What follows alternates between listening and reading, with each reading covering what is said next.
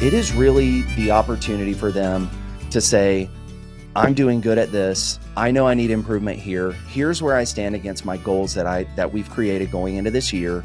And here's how life has changed for me. And this is what I have now as my new personal goal, my new professional goals.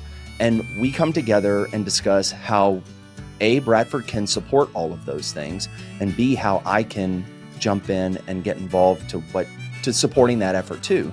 But man, it's like a thermometer. If I don't do those, it's almost as if you can feel it in the air.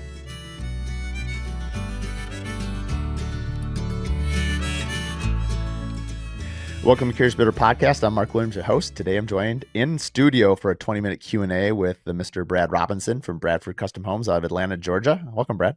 Man, it's really exciting to be here in person. I know. You're here for Sauna Camp, so by the time this airs, Sauna Camp will have already happened. So if you wanted to be in there, you missed it, come next year. It's in Minnesota, end of January every year. I think we've got 45 registered people, mostly builders, a few of my running buddies, and just whoever else wants to come. It's going to be a great time. We've got a full day. You flew in. I got a couple other people flying in, and we're going to have a great time together. I was going to say, I thought it'd be colder here.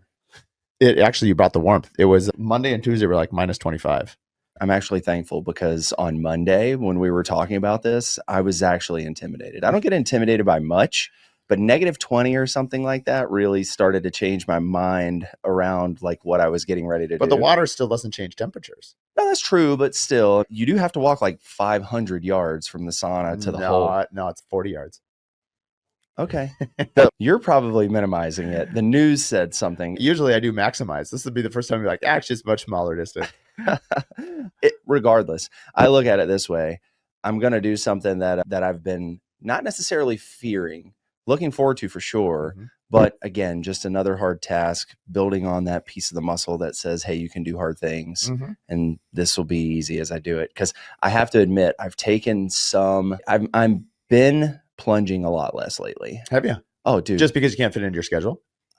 Partially, yeah. Mm-hmm. And because it's very cold. Like, it's different plunging when it's hot outside or when it's nice outside per se, but then you go outside and it's 20 degrees and then you're going to get in 39 degree water. That's so funny you say that, because it's way easier to be in the sauna first and then go get cold. And it's interesting because you're going to have to be one of the people with me, because we're going to have 45 people that don't want to do that. I would rather do that, but so Dr. Mel Krug, who we've had on the podcast before, talking about, she's going to lead us all through breath work and somatic and all that, which is really, I'm actually excited for. But she's going to need at least 15 volunteers to go cold first, which is going to suck. So I'm volunteering you and me to go in first, because everyone else will like their experience good. But so I'm excited to see like the breathing pattern to combat that fight or flight, what that will feel like. I need the breathing on so many other levels though. Like, we talk about this often in running and building the base and putting the miles down, but also how important breathing is and running. And that's something I've yet to conquer. So I was really excited to jump in a frozen lake, right? Because I've never done that. Getting in the cold water in a little bitty pool is nothing, right? But the breathing, I'm actually really excited to do. What you'll find is interesting, because we did this maybe a month ago with some buddies, as not a real surprise probably to most people, is that if I can talk, I can get through it, because it distracts my mind. Some people, they want silence because they have to focus so intently on what they're doing. It's just interesting because ultimately you're distracting your brain, because your body can handle almost anything. It's your brain. You're tricking your brain. I think Vince Lombardi had a great quote. He was giving a pep talk probably for the Ice Bowl or Super Bowl I or something. And it was like, gentlemen, the good Lord has given you a body that can do anything. Now we have to convince your mind to do it. And I think that's true in business, life. I mean, the body's amazing. It is. I think back, like a lot of the core memories that I have as a young teenager, even I played sports my whole life, but I played football, and playing football in Georgia, I'm not saying we should get an award, but just similar to how it is in northern states, being that it's cold and all those things. In southern states, it's extremely hot and you're already geared up. So it's mentally exhausting on top of being physically exhausting. But I think back to a lot of those core memories that I built playing the sport, and regardless of how good I was, right? I was still out there suited up, running the drills, giving it 100%, whatever, right? Like that probably, I have to feel like that gives me I built that mental muscle a long time ago.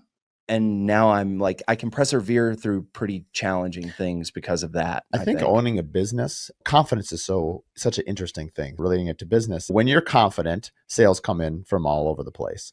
And when you are desperate, holding on tight because you're like, I don't know where my next sale, it seems to like radiate. Like people can sense it. On basketball, you can't buy a bucket. When you're hot, you're doing the Michael Jordan shrug. I mean, they're just falling. And when you're not, you're just ice cold. And it seems like sports, business, personality, we have these waves. And I like what one person one time said. They said, you can have your up and down, but don't go in and out. And I think what they meant by that actually was a spiritual quote. You're going to have up and down in your life spiritually. Don't like just leave. And I appreciate that too. I think it applies to so many things. It could be marriage. You have your ups and downs in marriage. Good marriages are hard. Bad marriages are hard. But like hard is hard. And I think sometimes comparing other people's hard to your hard is also, it's very common to do that. But it's actually not really that important because I get to equate it to running. You might be able to run an 8-minute mile and someone else might only be able to run a 12-minute mile, but he actually might be trying or she might be trying harder than you. Hard is hard. And you look at the guy who's running a 5-minute marathon, he's putting in maybe less effort. He's like in zone 2. Like some of these elite runners are running sub 5 in zone 2, which is insanity. I know. It's like my heart rate. Here's what I go back to. My quote is comparison is the thief of joy, 100%. right? So, but you're exactly right on this. I'll be even on the treadmill, right? And I'll be looking at other people's screens and I'm like, okay, I got 3 miles down. I've done it in, let's just call it 30 minutes. I'll see that they've done it in 28. And I look at my watch and I'm like 147 and I'm like, man, like, why is my heart rate so high at this pace? That's right? zone 2. Still, you get where I'm going with I that. do. It's like, it might spike to 165. Yeah. Just if I look too hard, but you know where I'm going with that. Is you can look at your situation, look at how much work you've put in, but you never know where someone else is. So it's best to let that go. Like 100%. And I think that's true in, you and I both love sports. So a lot of our analogies tend to go there and I think it's applicable, but like, I hope that people, like, I should speak for myself. I see really, like, you're a phenomenal business owner. That's one of the things that envy is the wrong word. I'm inspired by your business acumen and scaling and the number of companies you've had. I look at somebody like Brad Levitt, who's obviously on a whole nother planet, but I find it inspiring. I don't find it discouraging. And I hope people can get to a point where they're confident enough in their build. I hope they're inspired by what they see. Like I look around at other builders, they inspired me to be better. And I think that's why, like, running in a group, and sure there's ego involved, but like it can be playful as long as you recognize that what it is and like harness the good out of it and leave the bad.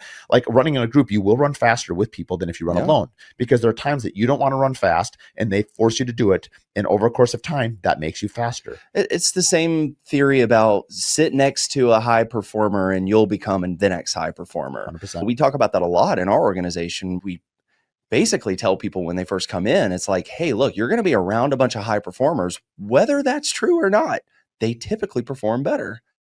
It's a mind trick. Like you can make people better than what they think they are and take them to new levels and lead them to that just by showing them what other good work habits and what hard work looks like to you by building that team around you. So I would say in business, my favorite aspect of owning any business that I have is building these teams. I've said it 100 times, right? It's what is the thing I'm most proud of? It's like the teams that I've created, because it's not a magic wand. I'm not going do, and then I have a good team. I just continue to drip on them that they're capable, that they have what it takes to do the task that they're being asked to do, whatever it is.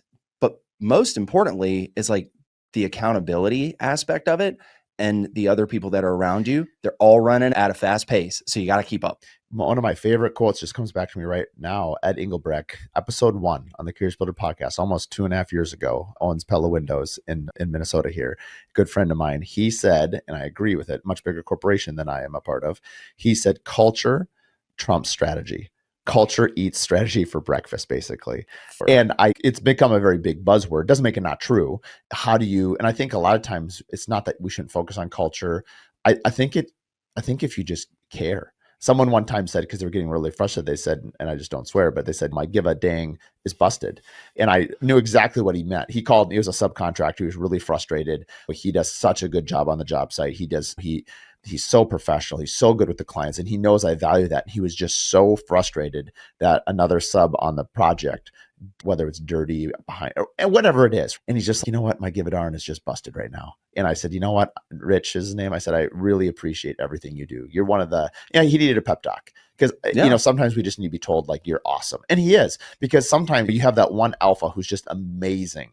And you don't need to bring him back. You need to elevate everybody else. That's right. And I feel like anyone who owns a company is a leader.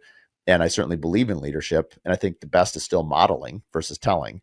One of my goals for this year is actually leave more time for my team for space, because we're so small. We're a 3-person, soon to be 4-person company. And we obviously outpunch our weight just in size, but that means I'm really busy. Yeah. And I don't have enough time. And oddly enough, I had Brad Levitt on recently, I think on episode 100. And he said the same thing. He said, when his builder 20 did a SWOT analysis on him, I said, we all know what you're great at because we can just look at it. What are you not good at? And he said his number one weakness, based on the people that gave him the analysis, was that he needs to give his people more time. Oh, I just thought that was really, it doesn't matter your size. It seems like that is, even like your kids, that's personal too. Like your kids just want time with you. Yeah. It's so hard. It's hard to balance that aspect of like when you are in periods of growth and you are, I like to use Nick Schiffer's analysis. You're always chasing that. And as a business owner, you're chasing that next job, you're chasing that trophy project, something that really inspires you. And you get caught up in the minutia of doing those things. But what I can tell you is that it's essential to put that time back. And the way that we have typically done it and the way that we've been successful, whether it was 3 employees or whether it was 19 now that we have, I look at it as I can begin to tell when we have gone more than, let's say, 4 months without doing one-on-ones with our teams. And now we're to the place where we've got a management stack. So those managers are now having those one-on-ones with their direct reports. And I'm not necessarily involved with it. But what I found is even in that case, I really do need to be in front of them. It matters. Like I know that that's the challenge I have with long-term sustainable scaling, is that I won't be able to touch everybody at some point. And that is intimidating. But what I can tell you, going back to the point of, is we do one-on-ones every 6 months. So we carve out that time. Every 6 months, we're sitting in front of each person. And it is really the opportunity for them to say, I'm doing good at this. I know I need improvement here. Here's where I stand against my goals that we've created going into this year. And here's how life has changed for me. And this is what I have now as my new personal goal, my new professional goals. And we come together and discuss how A, Bradford can support all of those things, and B, how I can jump in and get involved to supporting that effort too. But man, it's like a thermometer. If I don't do those, it's almost as if you can feel it in the air.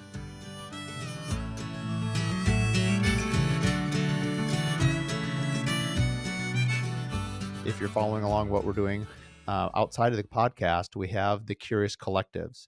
Basically what this is we get small groups, no more than 30.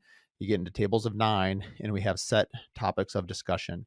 You can see everything that you want on the website at curiousbuilderpodcast.com. You can also find it in other cities. So the collective is going into Phoenix. Brad Levitt is going to be hosting a Curious Collective down in Phoenix, Arizona. We're going to have Brad Robinson and Vince Longo leading a collective in Atlanta, Georgia. And we're going to have David and Angela Penske down in San Antonio, also leading a collective. And a few other states are coming online later this year, as well, of course, as Minnesota. So if you're interested in getting together with like-minded individuals, this collective is kind of somewhere between what we do at the Contractor Coalition that you hear me talk a lot about. It's also kind of a hybrid of what you see at Builder 20s. So it's a really open format, very much embracing collaboration or competition. If you want to further your education, if you want to increase learning from each other, you definitely want to find out more about these collectives. Think about it from this perspective. How long will someone go without telling you that they have a problem? That's interesting, though. I think from reading body language, I think you have a lot of micro, because I'm thinking like Joel, my controller, we would all in our team, except Mike, my project manager, because he's so even, we would all be the worst poker players ever. Like I'm too excited. Like you would just see my face. I would light up. Okay, Mark's got a full house. I'm folding.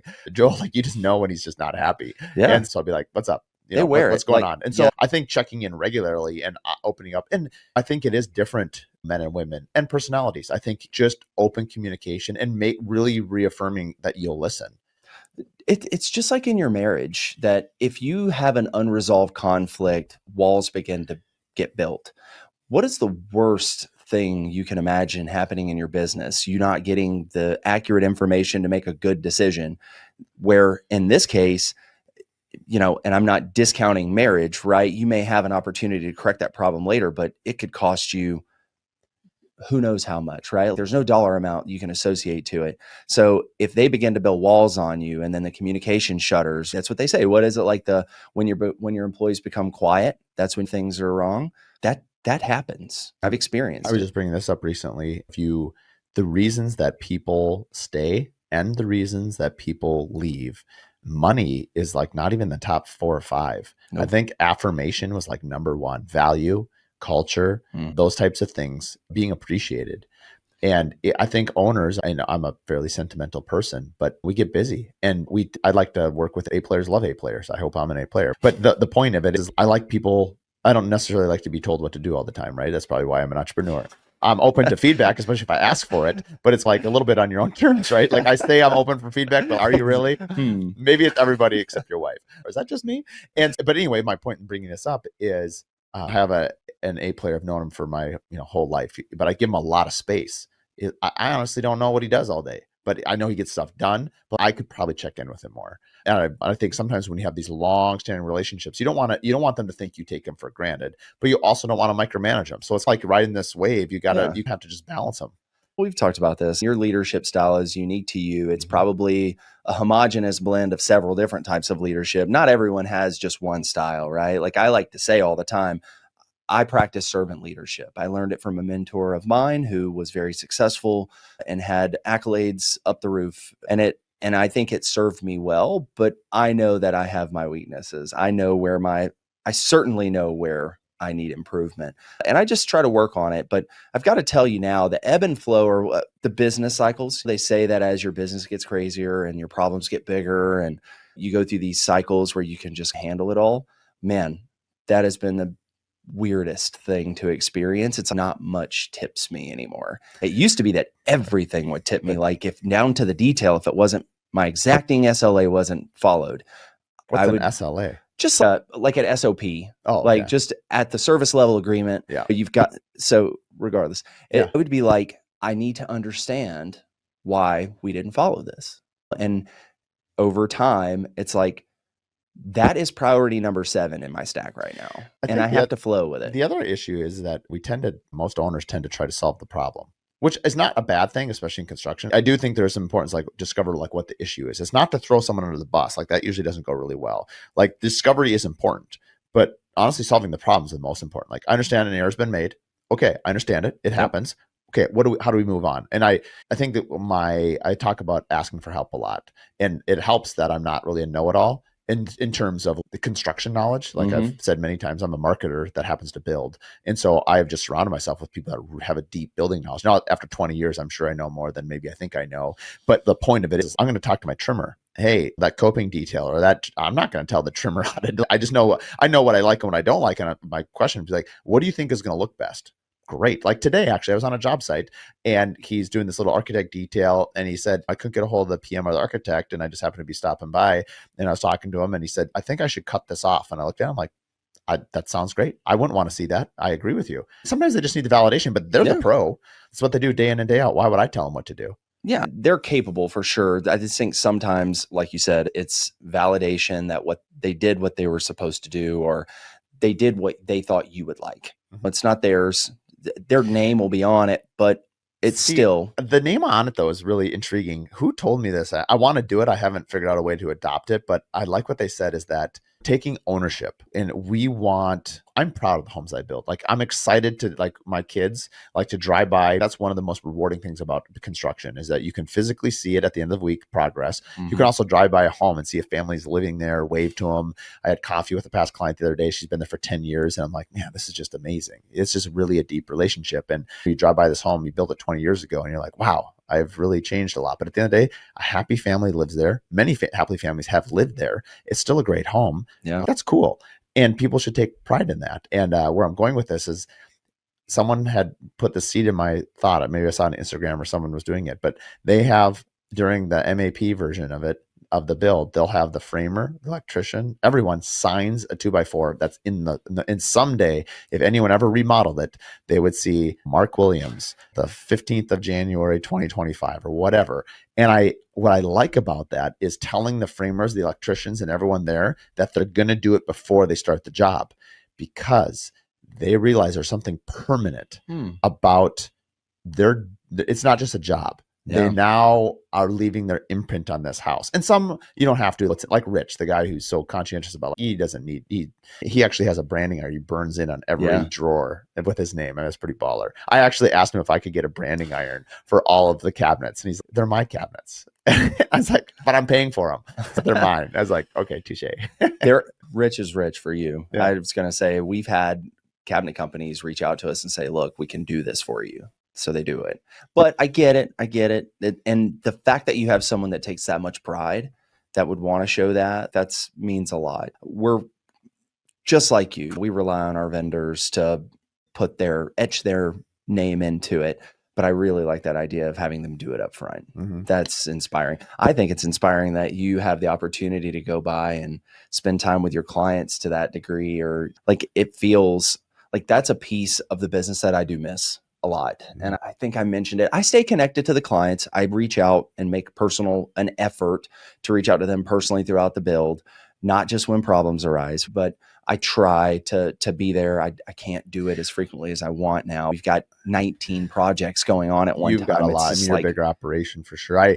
There's pros and cons. There's a part of it where I was talking to Morgan Molitor. She was in yesterday actually recording for her episode.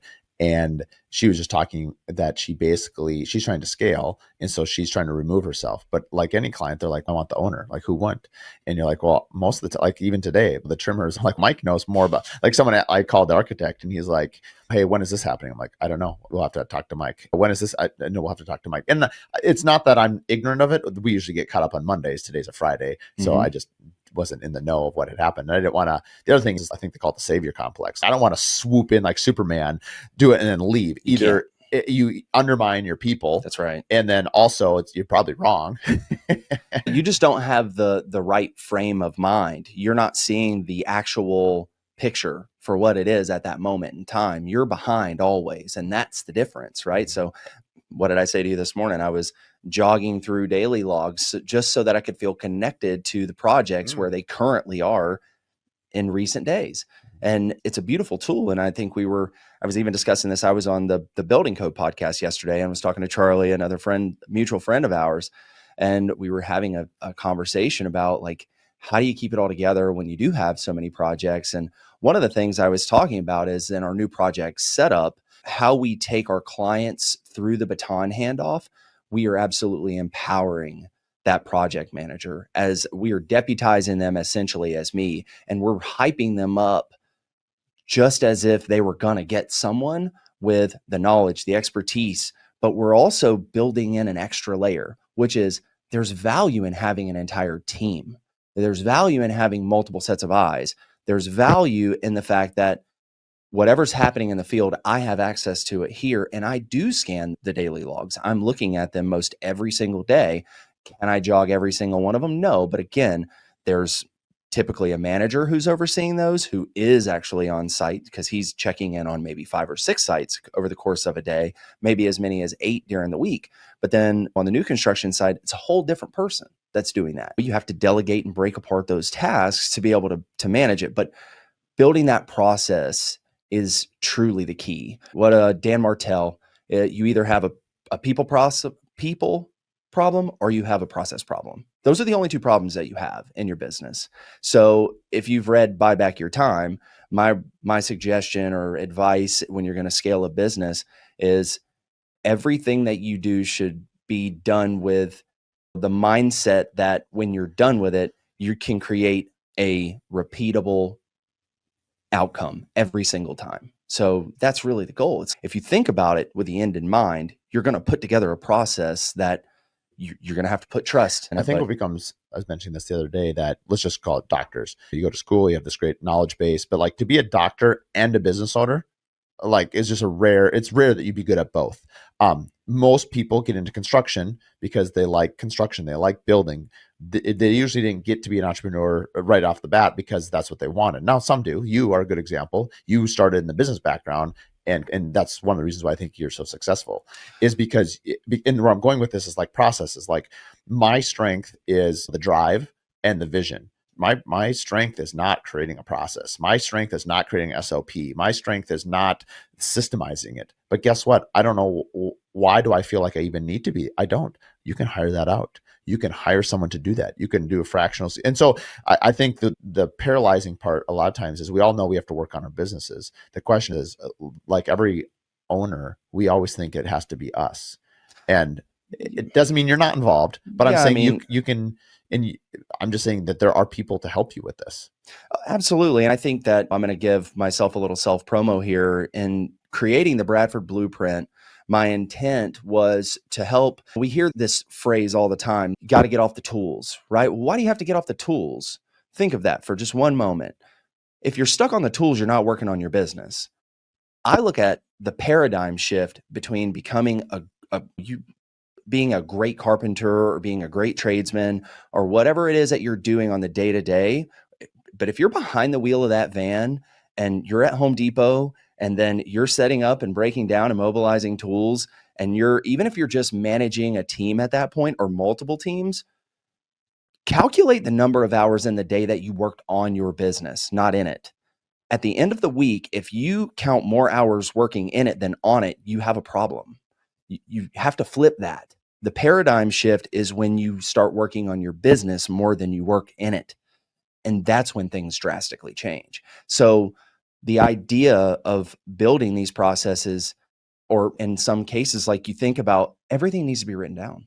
If you died tomorrow, I would be responsible for those 19 people that are going to get up and take a shower and drive to that office, whether I show up or not. The business needs to be able to run. There's I feel an immense responsibility and sense of, I have to take care of these people. They're trusting in me. So it's up to me to be able to duplicate the result. So how do you do that? Everything gets written down. Everybody has a mission. Everybody knows what they're responsible for, and they execute regardless whether you show up or not. We're going to have to bring you back on for a scaling episode. We've far exceeded our 20-minute Q&A. Thanks for tuning in. We'll see you next Monday. And thanks for Brad for an in-house guest on this. Usually monologue. It's way more fun talking to somebody. Oh, so much. Let's go jump in a lake. All right. See you, buddy. Thanks for tuning in to the Curious Builder podcast. If you like this episode, do us a favor. Share it with 3 other business owners. The best way that we can spread what we're doing is by word of mouth. And with your help, we can continue to help other curious builders expand their business. Please share it with your friends, like and review online, and thanks again for tuning in.